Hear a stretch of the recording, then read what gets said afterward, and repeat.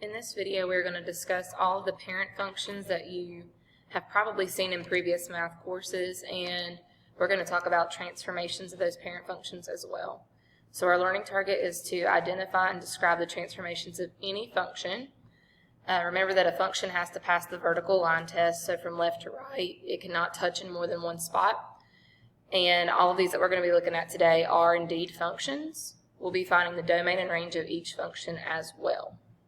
So we're going to start with constant functions, which are just basically going to be horizontal lines, always staying through a constant y value. So this function would look like y equals, and then I'm going to use a c that stands for constant, so any number you could plug in there. So you can graph this anywhere on your graph, as long as it's a horizontal line, that would constitute a constant function. So what I have just graphed is y equals 3, okay? And we could see that in Desmos. So we could type in y equals 3, and we would see that there's a horizontal line always going through the y value of 3. So with y equals 3, the domain would be all real numbers. Remember that domain is x values represented in your graph. So this graph would go left and right forever. Domain is all real numbers. Your range would just be the y value that's represented in your function here. So 3 is the only y value this graph will ever touch. Nothing above, nothing below.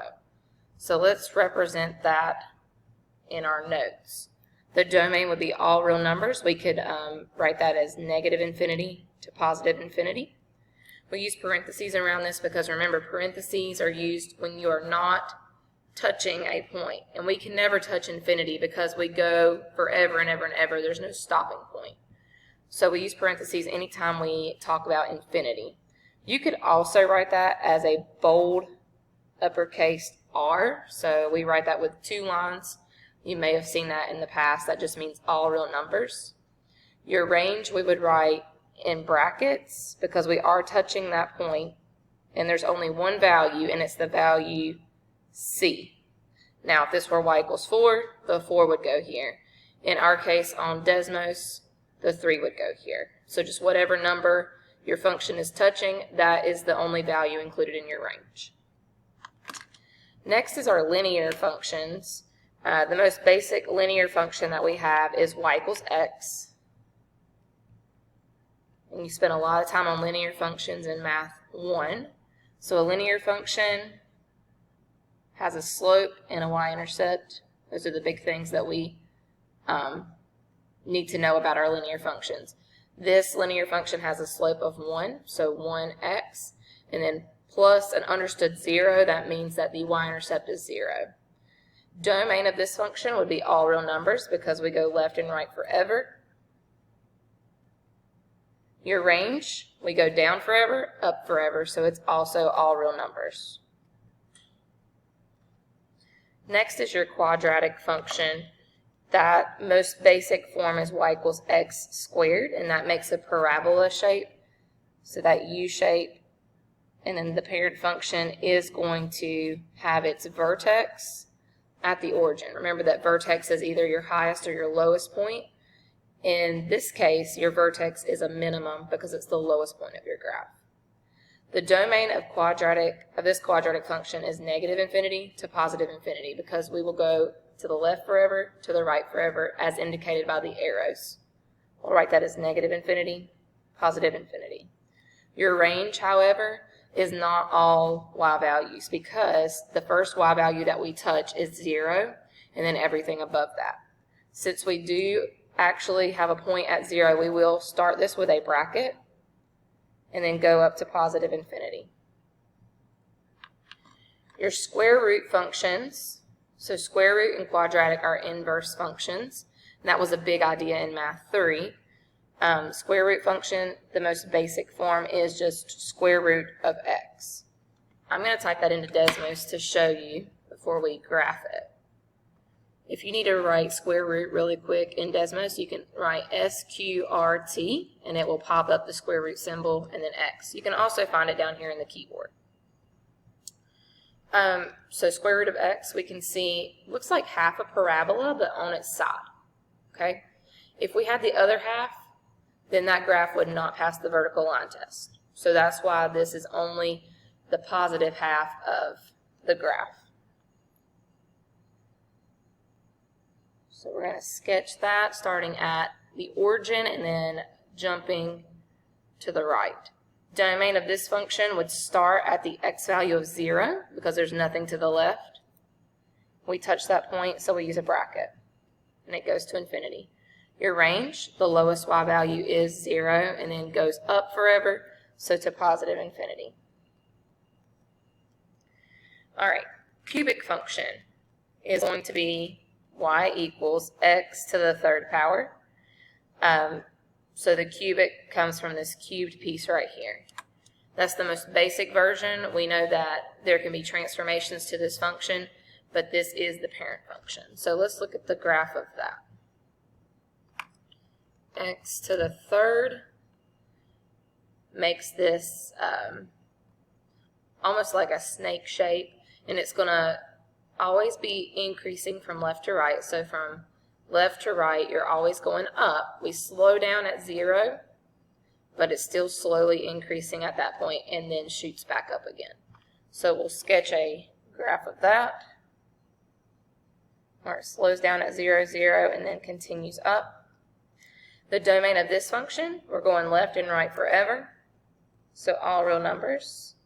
The range, we're going down forever, up forever, so the range is also all real numbers. Cube root function is going to be y equals cube root of x. To get cube root on your on Desmos, the shortcut is CBRT, and it pops up the cube root, and then you can stick in x. You can also find that under functions on your keyboard. So this just looks like the cubic function laid on its side, and that's how we're going to graph it. But the good news is this goes left and right forever. It goes bottom to top forever, so domain and range are both all reals for this function as well. All right, log functions and exponential functions. You had a whole unit on this in Math 3. These two function types are inverses. Now, there are multiple bases that you can use for these functions. For the parent functions, I'm going to use a base of 10, but any base could be used as a parent function of these. Hopefully that makes sense. So what I'm trying to say is the log function would be written as log of x. The understood base, if it's not written, is 10. That could be log base 2, log base 3, log base 4. Those are all considered parent functions of log. Now let's look at the graph of log.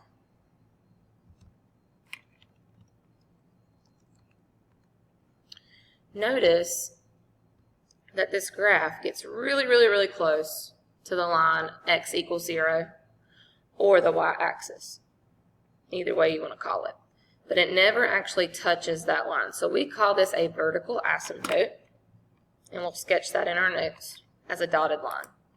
So a vertical asymptote at 0, all the parent functions will have this asymptote for logs. Now, if we start to shift this left and right, the asymptote will move that direction, either left or right, and we'll see that later on in today's lesson. And then the graph crosses, let's go back and look, has an x-intercept of 1. So we'll be sure to make that accurate on our graph. Then we shoot down forever, and then slowly shoot up forever. So our range is going to be all real numbers because we go down forever, up forever. But our domain is not going to be all real numbers. Our domain starts on the other side of 0 here. So we do not touch 0, meaning we're going to use a parentheses on 0 and go to positive infinity, to the right forever. Keep in mind that this graph would look the same if I changed that base. So if I change that base to 2, the graph's going to look very similar, okay? The same x-intercept, 3, 4, 5, 6. You can see that the general shape of the graph does not change if you change the base. Now let's type in the exponential function that's the inverse of log of x, and that would be 10 raised to the x power. And we can see, hopefully you remember talking about exponential growth and decay in Math 3 and in Math 1. This would be a growth scenario because from left to right we're increasing, we're shooting up. Now notice that we have an asymptote horizontally that we're approaching, but we never actually touch. So let's sketch that on our graph. Horizontal asymptote as a dotted line. And then we have an x-intercept, or a y-intercept, excuse me, no x-intercept. A y-intercept at 0, 1. And we're going to just sketch that general shape. Notice that now your domain is all real numbers. And your range is what's being restricted. You're not going to go below 0 and you're not going to touch 0. So your range is going to be 0 to infinity with a parentheses on 0 because we're not actually touching the y value of 0. And the function that I used there was 10 to the x. But you could change that base of 10 to any number, 2 to the x, 3 to the x, 4 to the x. The general setup is going to be the same. All right. Rational functions, we have the most basic version of that is 1 over x. So it's a function that's written as a ratio or as a fraction. Let's type that into Desmos. 1 over x. We see two portions of this graph, one in the first quadrant and then in the third quadrant. So I'm going to sketch both of those pieces real quick.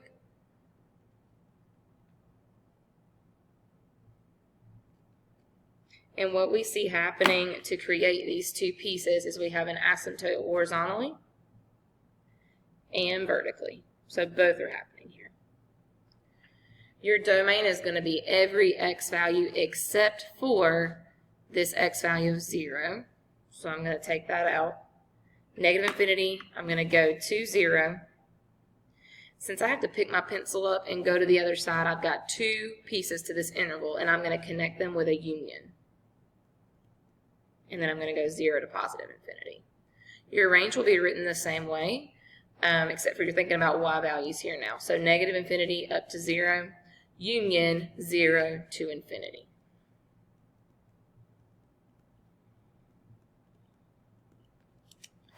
Our next function is the absolute value function, which is written as y equals, and then these straight up and down bars around x. The graph of absolute value is a V shape, and the parent function looks like this. Okay, so the domain of this function is going to be all real numbers. We go left and right forever. Your range is going to start at 0 and go up to positive infinity. We touch 0, so the 0 here will have a bracket. Our last two parent functions are the trig parent functions. You first saw these in Math 3, and we'll spend a lot more time on them in pre-calculus. Y equals sine of x, and y equals cosine of x. So quickly looking at these in Desmos, sine of x has this wavy shape. It continues left and right forever. We're going to focus on just this intercept for right now. So it does cross through the origin, and we have this wavy shape. I just want you to focus on that general shape right now. And then the domain and range would be, domain's all real numbers. The range would be -1 to 1, and I'm going to show you that right here. The highest point is +1 on the y, lowest point's -1. Alright, so bracket -1 to 1. Cosine function is very similar, but where it starts is different. So it actually starts at its maximum, so 0, 1, but the same general shape. So just sketch that. Your domain is still all real numbers. Your range will still be from -1 to 1. It's the position of where the graph crosses the x and y axis that changes.